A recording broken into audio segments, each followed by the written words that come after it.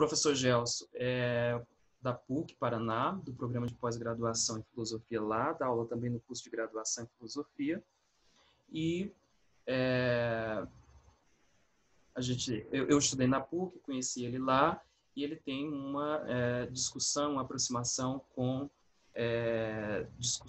discussões sobre a cidade, e que hoje poderia encerrar conosco com uma outra perspectiva, talvez muito diferente de tudo que a gente foi vendo nos últimos dias, tá? Então, professor Gelson, fique à vontade para você se apresentar. Vou fazer aquela formalidade toda, como se fosse cerimonial. Hoje nós temos que terminar às 20 em ponto, porque hoje é aniversário do professor e ele tem outras atividades após as 20 horas. E desde já desejo os parabéns aqui ao vivo.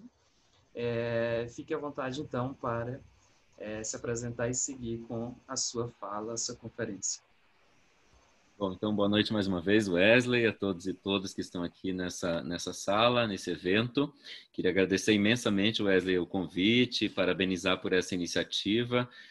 Fico muito feliz, né, de participar também, de poder discutir com pessoas de áreas diferentes, uma coisa que eu gosto muito, né, de áreas diferentes, um assunto que a filosofia também interessou ao longo dos anos, ao longo da sua história, que é se não a questão da cidade no sentido da política, né, da polis, né, que vem lá do mundo grego, a gente podia dizer também a cidade como espaço, como nome para uma experiência existencial que nós temos, né? Uma experiência existencial que, de alguma forma, marca a nossa vida contemporânea, né? A sociedade que a gente vive é uma sociedade urbanizada, não só porque ela vive a maior parte, ou grande parte, ou uma considerável parte da sociedade em núcleos urbanos, mas principalmente porque a cidade começou a ocupar um espaço importante na nossa vida do ponto de vista existencial, né? Muitas das nossas energias, do modo como a gente se entende, questões psicológicas, tudo isso é afetado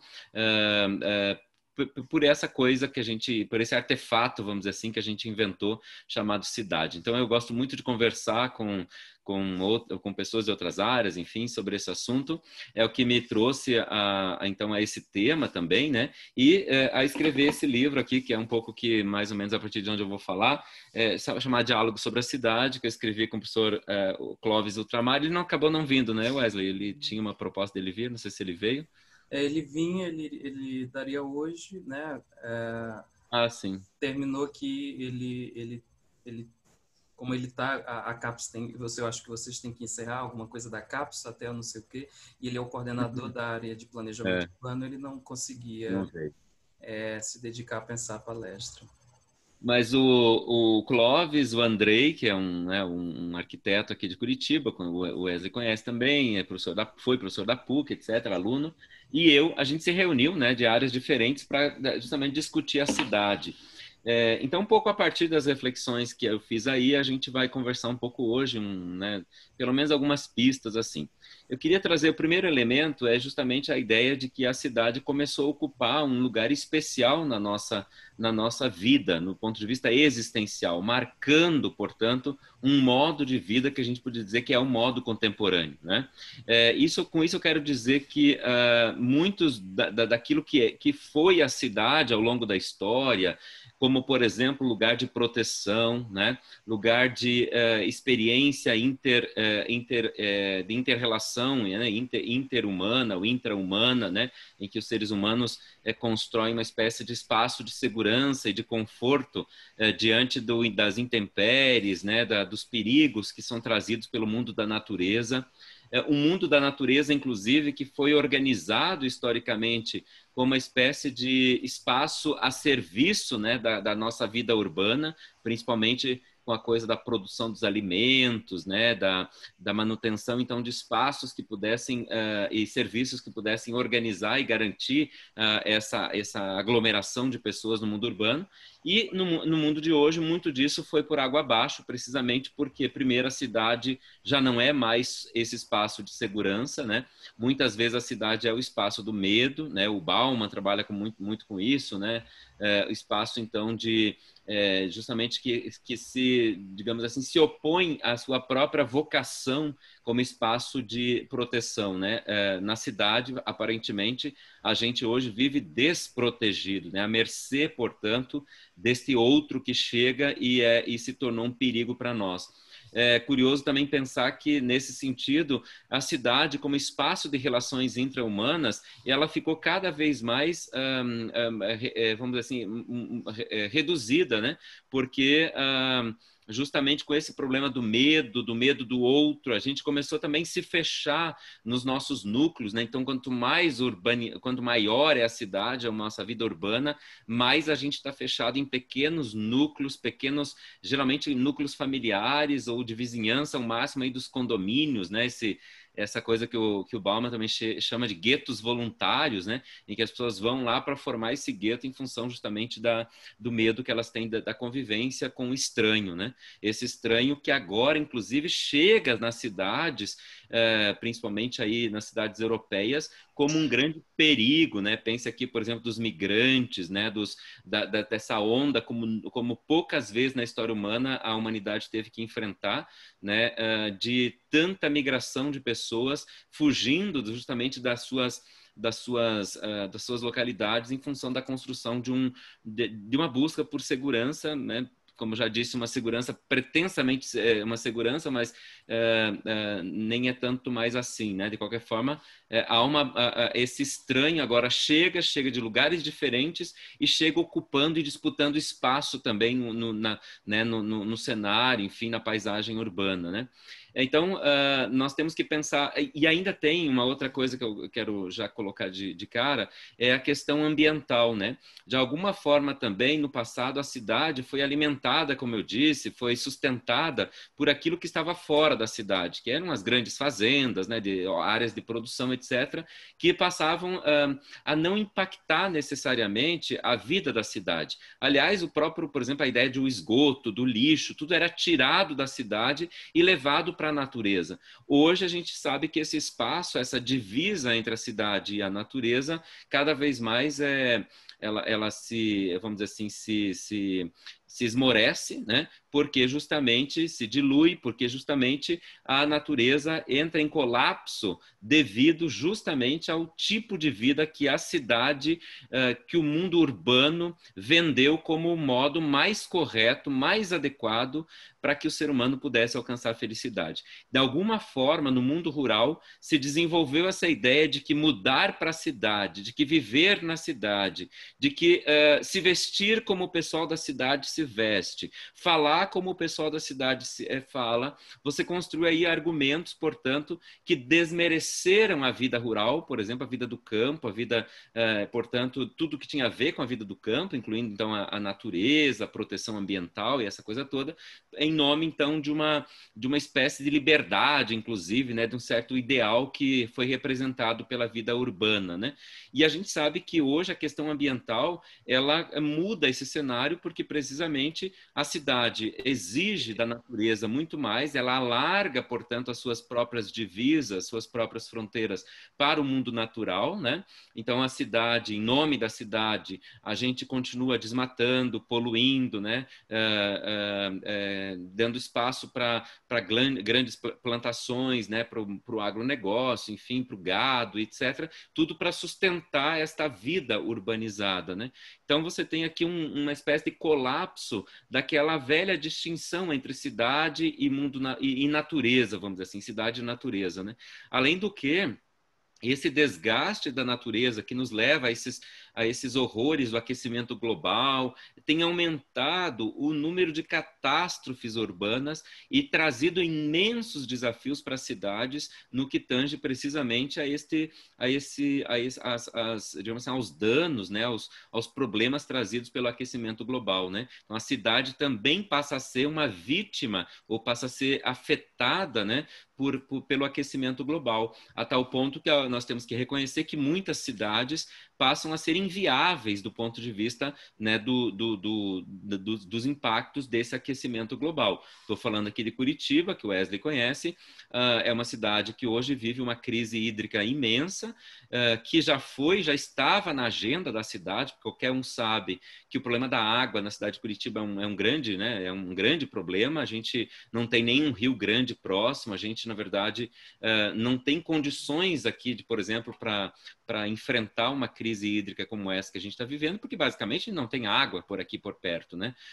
No sentido de água abundante, num grande rio, coisa desse tipo. A gente, então, vive hoje uma crise hídrica que é resultado da destruição da Amazônia, por exemplo. Então, o que vocês falaram aí sobre a Amazônia certamente passou por isso, quer dizer, esse impacto que a destruição da natureza vem trazendo também para o meio urbano, e a gente tem que reconhecer, inclusive, que no extremo disso, nós vamos ter que redesenhar os mapas, né, urbanos ou não urbanos. Redesenhar os mapas significa, de alguma forma, dizer que a cidade vai ser afetada decisivamente, seja, por exemplo, por essas coisas ligadas à seca, às catástrofes, tempestades, queimadas e outros eventos, seja precisamente pela diminuição ou pela ocupação do seu território pelo mar, né? Pelo aumento digamos assim, do volume de águas no mar, né?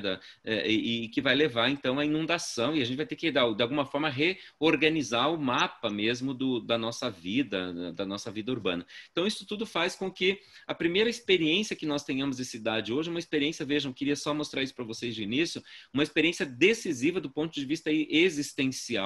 Pensar a cidade não é pensar um objeto posto aí no mundo, não é pensar uma coisa que nós construímos, né?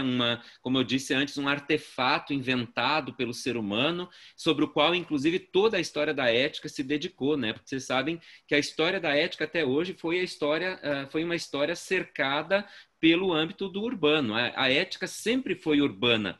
Na medida em que a ética é a ciência do agir, todas as regras que nós temos, todas as reflexões no campo da ética dizem respeito ao mundo intra-humano, portanto, ao mundo da cidade, né? A gente nunca pensou que a natureza, por exemplo, pudesse ser alvo, pudesse ser objeto da ética, né? Porque ela sempre foi eticamente neutra, ou, se você quiser, a natureza sempre cuidou dela. Agora, a cidade não. A cidade, como ela é uma coisa feita por nós tínhamos que cuidar da cidade. Então, nós criamos regras, todas as nossas regras de comportamento, regras morais e legais, etc., até pouco tempo atrás, diziam respeito à nossa vida meramente no âmbito da cidade. Então, veja, falar da cidade, isso que eu quero insistir, é falar de uma experiência, de um modo de ser, portanto, não de um objeto, como eu estava dizendo, posto aí no mundo, distante de nós, mas como alguma coisa que faz parte da minha própria experiência existencial.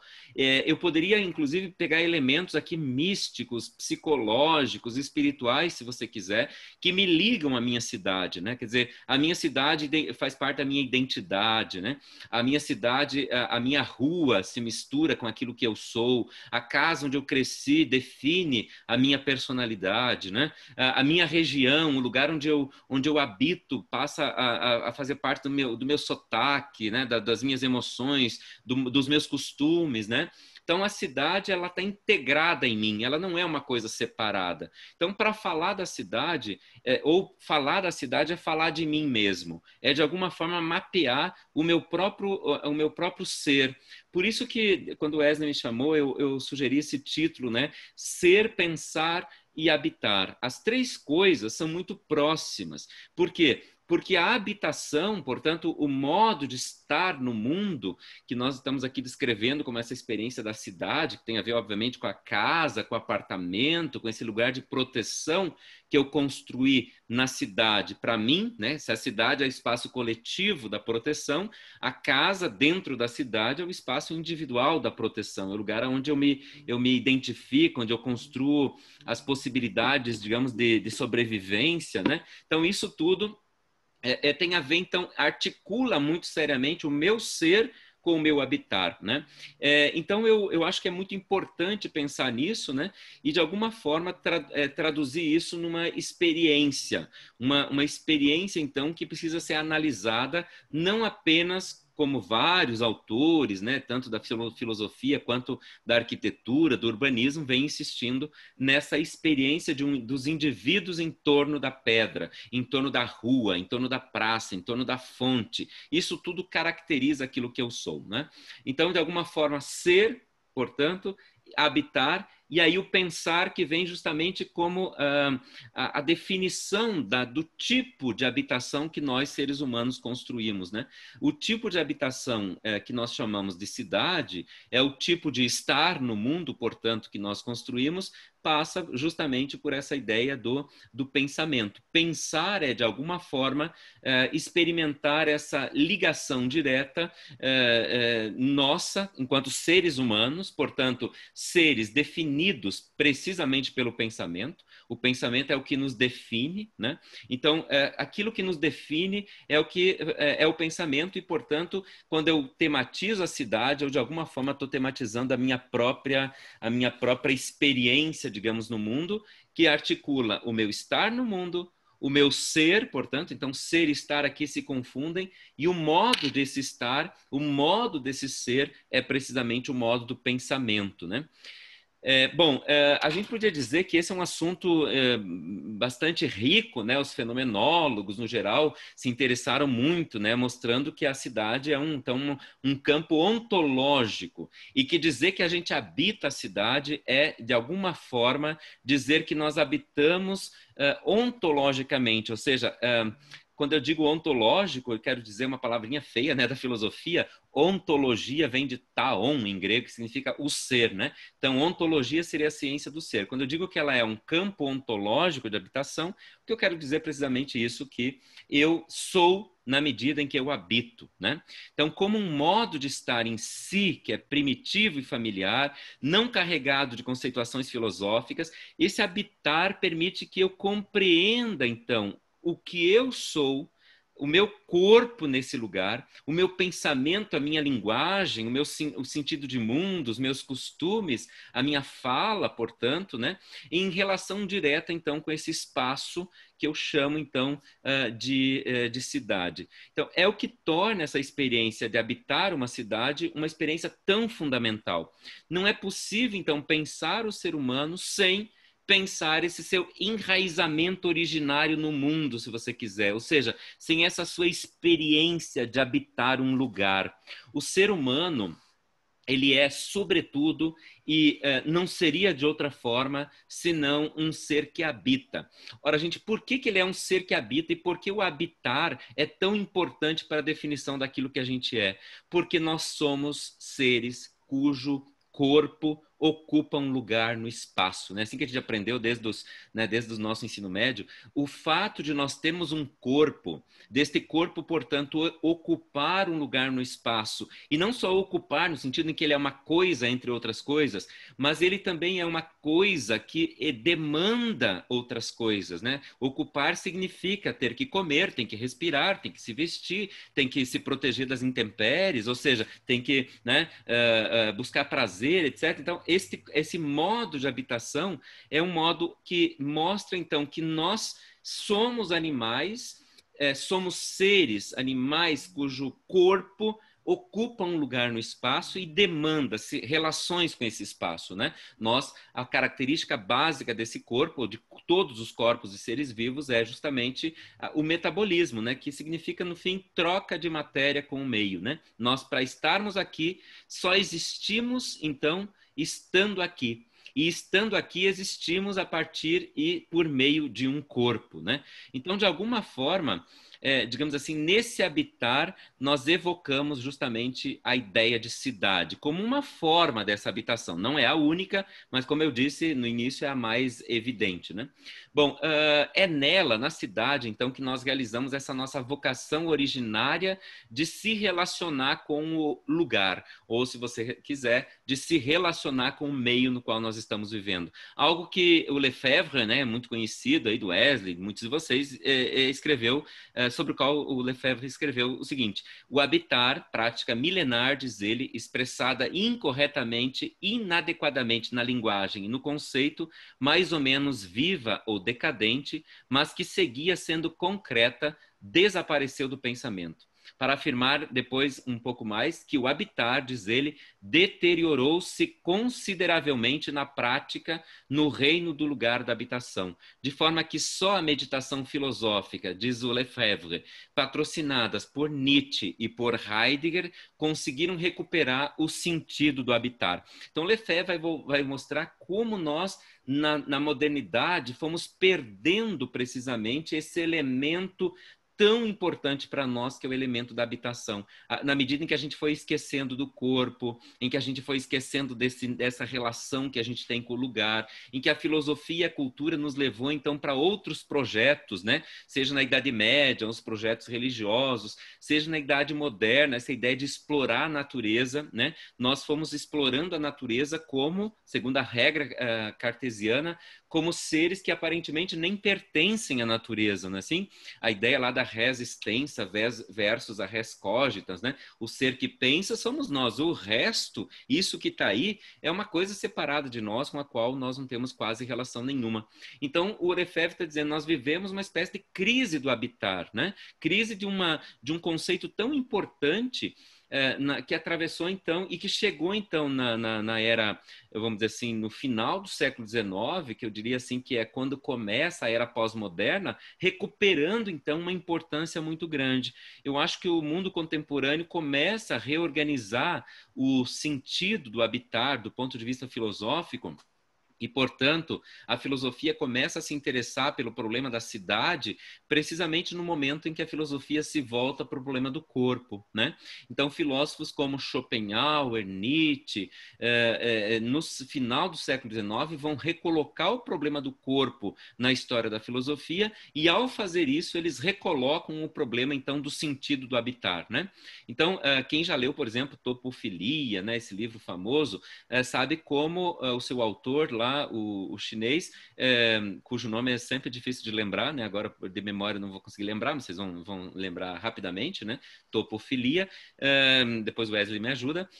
A gente lembra, por exemplo, que esse autor vai recuperar precisamente esse sentido fenomenológico da geografia, desse habitar que agora é organizado a partir do nosso corpo, né? A partir do espaço que a gente ocupa com o nosso corpo, né? Dizendo, inclusive, o que é em cima, o que é embaixo, o que é frente, o que é atrás, o que é direita, o que é esquerda. Tudo isso, veja, são direções que o corpo traz para a nossa situação no mundo, né, para botar o lugar onde a gente está e, ao mesmo tempo, criar valores a partir disso, né, o que é de esquerda, o que é de direita politicamente, o que é frente, o que é atrás, né, no sentido ético, né, o que está em cima e o que está embaixo, no sentido político, né. Então, veja, este modo de estar no mundo, o modo corporal, vai ter repercussões imensas, né, na filosofia e na cultura geral do século XX. Nietzsche, por exemplo, é lembrado aqui pelo Lefebvre,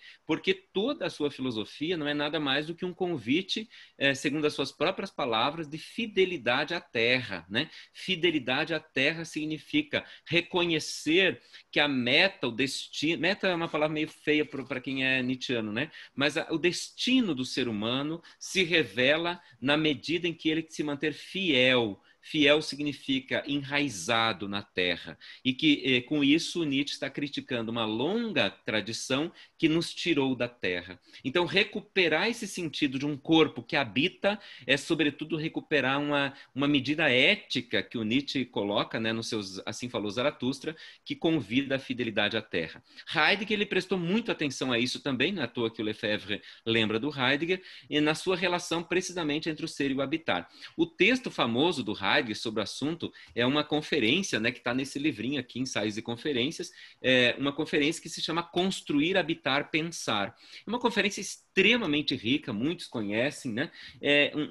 Uma espécie de manifesto que liga, então, o habitar, o construir e o pensar, mas não a partir da arquitetura, né? Mas, segundo Heidegger, daquilo que é, ou seja, da pergunta fundamental sobre o ser deste que habita, o ser deste que constrói, o ser deste que pensa. Ou seja, o Heidegger quer, de novo, recolocar a pergunta sobre o habitar, sobre o pensar, e no caso sobre o construir, a partir principalmente da pergunta sobre o ser. Ele tem um gosto, vocês sabem, o Heidegger, pela etimologia, né? Ele fica sempre buscando coisas novas aí nas palavras, né? Então ele mostra que o antigo alto-alemão, Buan, segundo ele, né? Poderia ser traduzido tanto por habitar quanto por construir, no sentido, por exemplo, de permanecer, de morar, né? Então, construir aqui seria esse permanecer, esse morar, esse fazer algo para permanecer dentro, né? Para se demorar, né? E ele vai dizer, inclusive, que morar é se demorar, e quem se demora é porque encontrou, de alguma forma, conforto nesse estado de moradia. O ser humano é um ser que habita na medida em que ele busca, então, um certo conforto que leva ele a permanecer, a encontrar possibilidades de morar ou de demorar, porque aí é bom, porque aí é pacífico, porque ele encontra uma espécie de paz nesta raiz. E o Heidegger vai insistir ainda mais, vai dizer que esse habitar do Bauern, ele rima, ele tem um parentesco etimológico com a palavra alemã bin, né? De, por exemplo, ich bin, né? Que seria eu sou em alemão, né?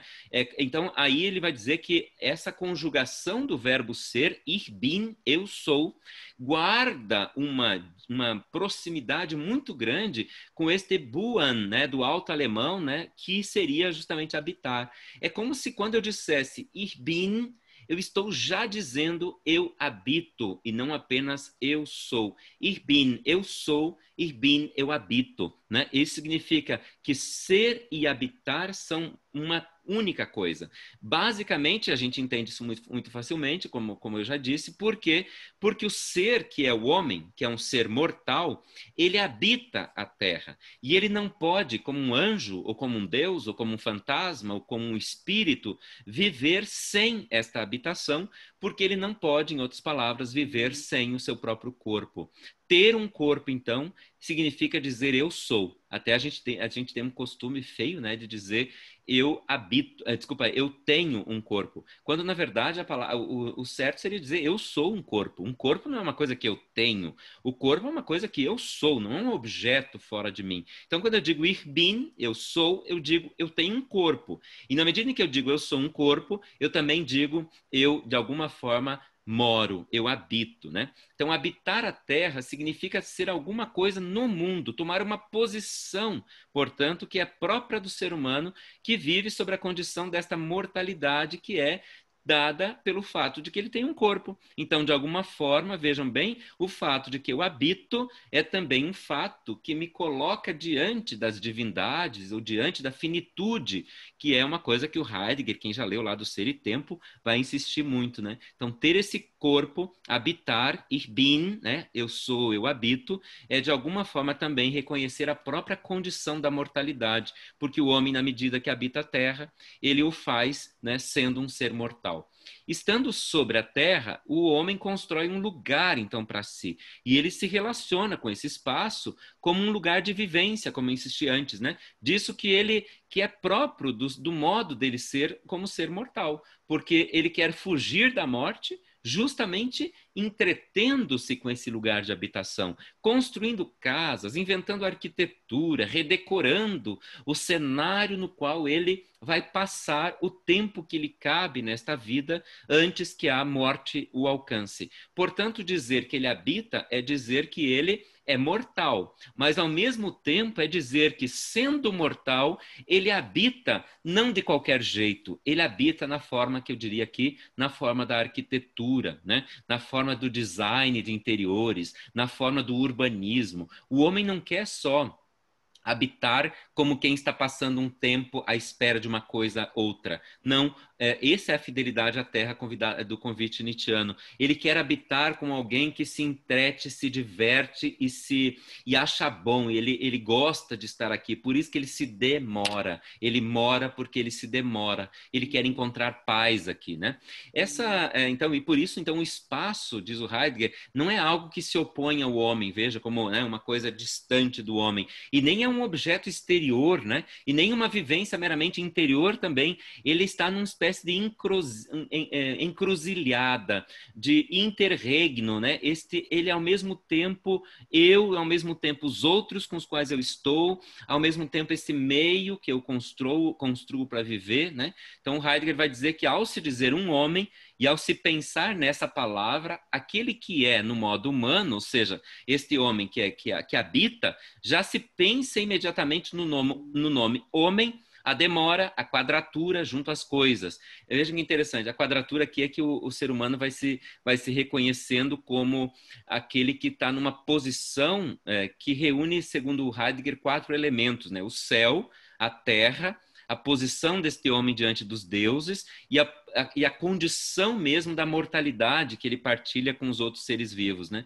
Por isso, então, para o Heidegger, habitar é ter esse traço essencial do ser. É aquilo que nos caracteriza como ser. Portanto, habitar tem tudo a ver com ser, né? Alguém poderia perguntar, então, professor, o que tem a ver o pensamento com isso? Então, para a gente encerrar, Wesley, vamos pensar, por último, o pensamento. Ora, eu disse a vocês que o homem é este ser que habita e habita na forma de uma vivência que ele quer que seja divertida, prazerosa, pacífica, né? Ele quer buscar, então, uma forma de habitação que ofereça a ele um abrigo. A construção da cidade, da casa, é uma forma de abrigo. O homem quer se abrigar. O Nietzsche tem um texto muito bonito sobre isso, e ele vai mostrar a diferença entre o conceito e a metáfora. E ele vai usar a palavra para conceito, a palavra alemã Begriffsdom. Begriffsdom seria conceito, ou se você quiser, lugar conceitual, né? O que tem nessa palavrinha alemã de interessante? É o seguinte, Begriff, Dom, aí você vai encontrar a palavra domo, né, do grego domo, que se refere precisamente à casa, um lugar de domínio, de assenhoramento, que abriga que abriga o ser humano em relação àquilo que lhe é estranho. Então, o dom aqui é a residência do homem, é o lugar onde ele se sente seguro, é a casa do homem. O que o Nietzsche quer dizer com esse conceito de Begriffsdom? Ele vai dizer que a palavra mesmo, conceito, quando eu digo conceito, eu digo Begriffsdom, e, portanto, eu estou tentando construir, através da palavra, um lugar seguro para eu habitar, para eu morar dentro. O conceito, então, é um modo como eu construo uma casa a fim de me proteger contra a insolação, as tempestades, né? Os símbolos que seriam assim os símbolos da dissolução da própria condição da mortalidade, né? Que é esse entregar-se às intempéries da natureza. Então, vejam que interessante. Quando eu digo conceito, eu estou dizendo construção humana de segurança, de residência, de proteção, de abrigo diante das intempéries da existência. O homem é, sobretudo, um ser que constrói Begriffsdom. Ele constrói casa para morar dentro. E isto tem a ver precisamente com a atividade do pensamento. O que é a atividade do pensamento, senão construir um nome que torne o mundo mais seguro para a gente viver dentro, para a gente residir, se demorar em paz dentro deste mundo. Para isso a gente inventou o conceito, a gente diz casa, a gente diz cidade, a gente diz homem, mulher, a gente diz justiça, amizade, amor, né? A gente diz essas coisas bonitas que não tem sentido nenhum, porque são vazias de conteúdo, né? O que é a árvore? A árvore não existe, né? Como um quadrado, um retângulo, um número 1, são coisas que não existem na prática, mas são conceitos que fornecem para nós a segurança para a gente poder habitar o mundo. Sem o nome das coisas, sem, portanto, a ideia de um conceito, nós teríamos muita dificuldade de habitar, de construir essa morada com segurança. Então, como habitar e construir, também pensar em um ato de salvação diante desse estranhamento trazido pelas intempéries do mundo. Então, trata-se de deixar a nossa marca aqui neste solo, construindo a nossa casa. Quando a gente constrói uma casa, a gente deixa uma espécie de herança, né? É o que fazem os arquitetos quando assinam as suas obras, né? É o que faz mesmo um cidadão comum, ou se você quiser, até um animal, quando ele constrói a casa, ele constrói uma coisa para o presente, mas ao mesmo tempo ele constrói uma casa para o futuro. este mundo que nós habitamos e no qual nós não nos contentamos somente em viver, a gente chama isso de casa, né? Casa, então, é o modo como a gente habita, mas ao mais do que isso, é o modo como a gente constrói esse espaço de segurança, de aconchego, de busca, então, de segurança, de abrigo diante das intempéries. O mundo sem o conceito, sem a capacidade humana do pensamento, é um mundo desorganizado, caótico, amedrontador, né? A famosa frase do Pascal dizia: diante dos espaços infinitos, esses espaços infinitos, né, eu fico com medo, né? Ou o silêncio desses espaços infinitos me apavora.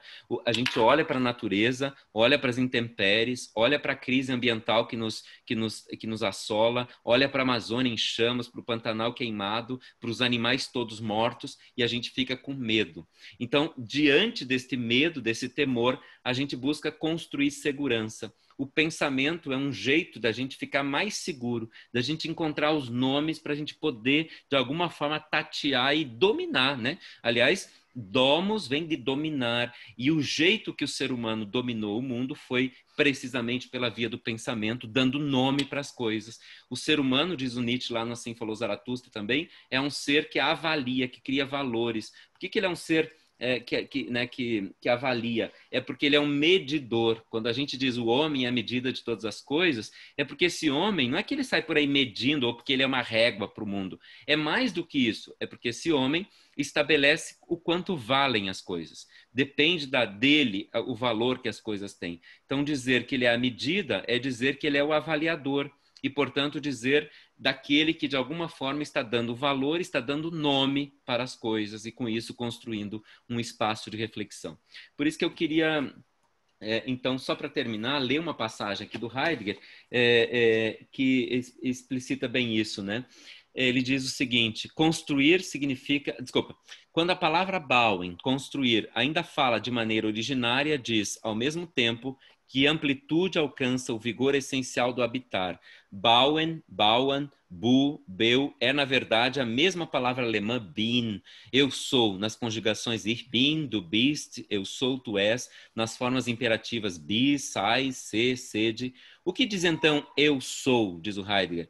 A antiga palavra Bauen, construir, a que pertence bin, sou, responde ich bin, du bist, eu sou, tu és, significa eu habito, tu habitas. A maneira como tu és e eu sou, o modo segundo o qual somos homens e mulheres sobre essa terra é o Bauen, o habitar.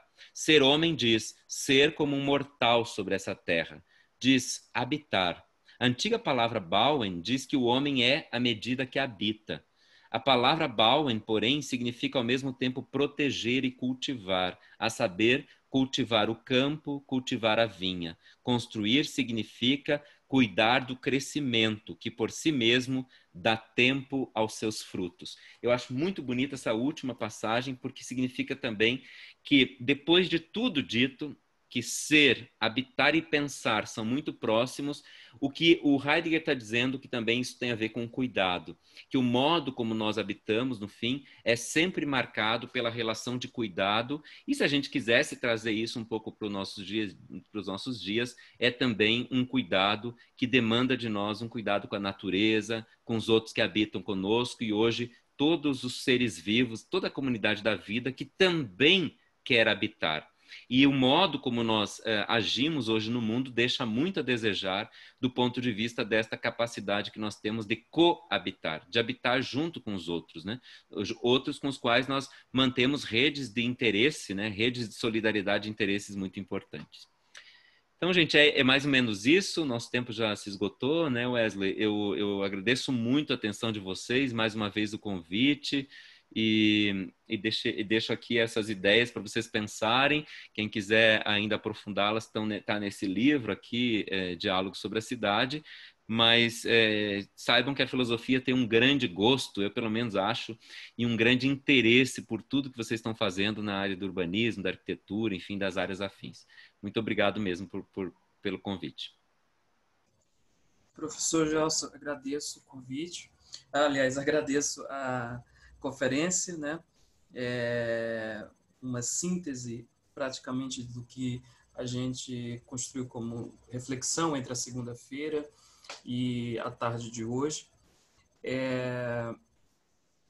E né, usando a sua conferência e usando praticamente numa síntese do que a gente discutiu, uma perspectiva de que o urbanismo que se forma nesse momento e que deve se formar pós-pandemia, ele não é esse urbanismo tal como muita gente está levantando como hipótese, a cidade pós-pandêmica, a cidade não sei o quê, como se a gente levasse 2 anos para mudar a cidade, mudar a dinâmica da cidade, mudar a relação entre o ser, o habitar, o construir, o estar.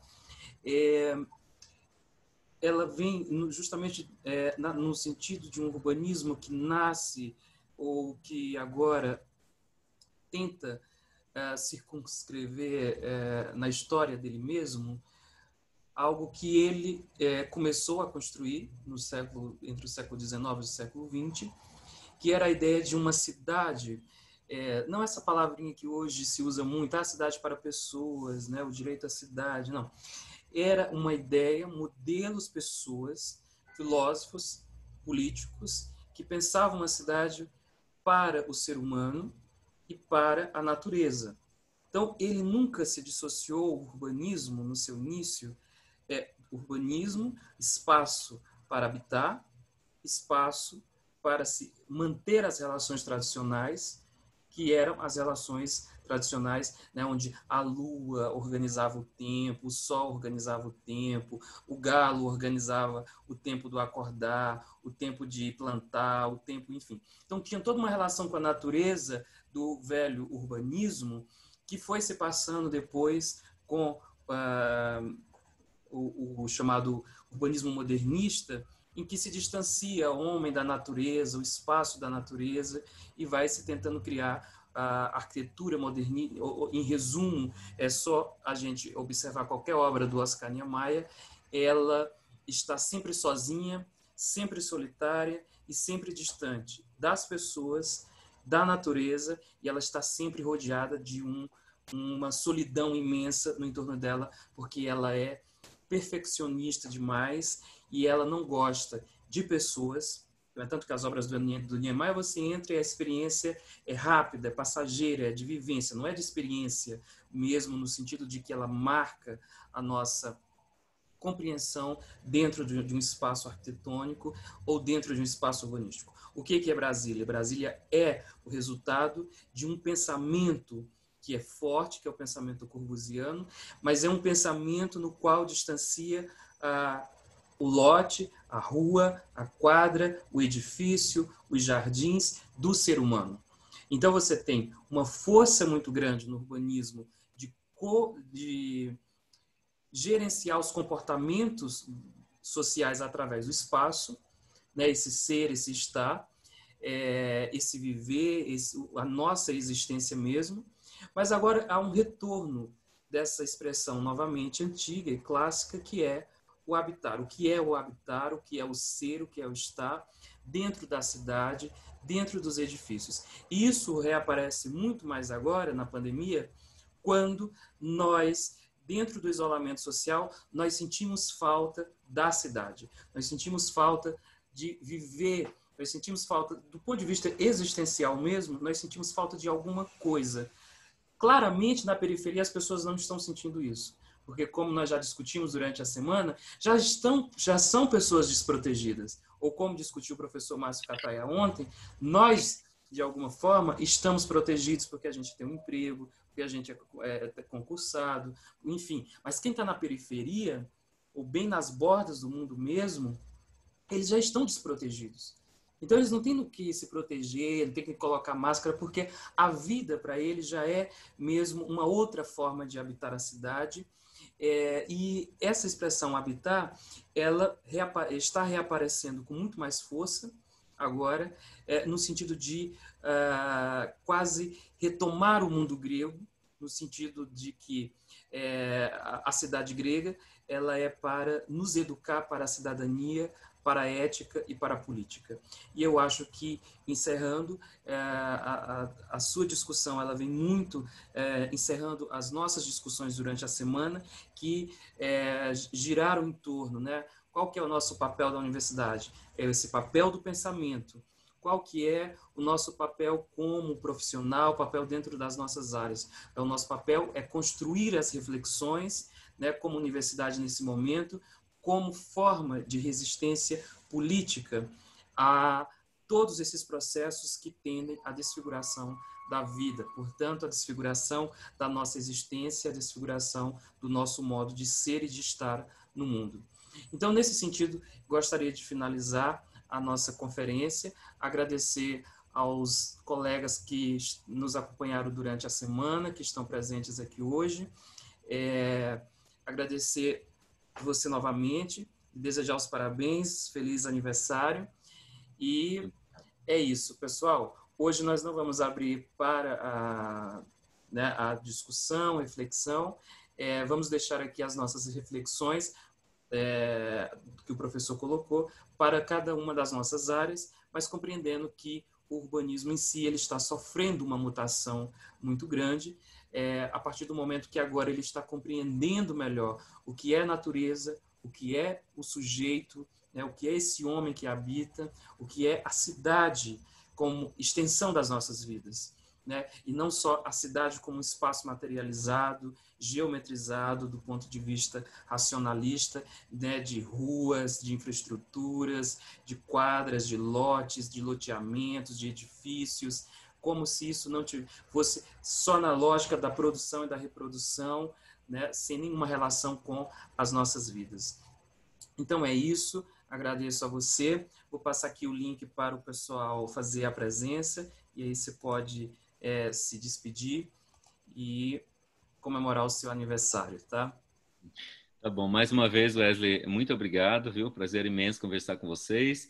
Desejo que vocês tenham sucesso todos aí nas suas empreitadas.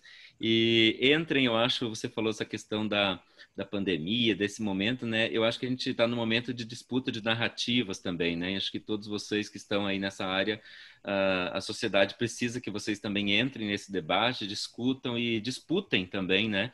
As narrativas sobre que futuro, que cidade, no caso nosso, a gente vai ter. Porque tem gente por aí já fazendo isso e se a gente não tomar cuidado, as novas exigências do mundo urbano, enfim, os modos como a gente vai viver daqui a pouco serão definidos por alguns tecnocratas, donos das grandes empresas aí da tecnologia que passam à nossa frente quando se trata de discutir, de defender as suas ideias. Então, muito obrigado e parabéns pela iniciativa mais uma vez. Acho que todos aí têm uma missão muito grande pela frente. Um abraço, gente. Abraço, gente. Pessoal, abraço. A lista de presença ficou aí. Assinem. Professor, um grande abraço. Conversamos mais depois. Até mais. Professor Disseu, um abraço. Obrigado aí pela participação. Depois conversamos também mais.